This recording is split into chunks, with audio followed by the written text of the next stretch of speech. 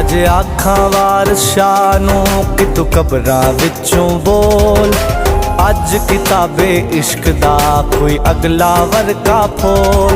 इक रोई सिधी पंजाब दी तू लिख लिख मारे वैन। अज लखां दियां रोंदियां तैनूं वारशाह नूं कहण। वे दर्द मदां दे दर्दिया उठ तक अपना पंजाब।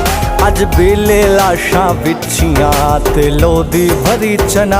किसे ने पंजा पानियां विच हो दित्ती जहर रला ते ओना पानियां दरत नूं दित्ता पानी ला। इस जरखेज जमीन दे लूलू फुटिया जहर।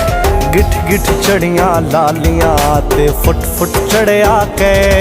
अज आखां वारशाह नूं कि तू कबरां विचों बोल।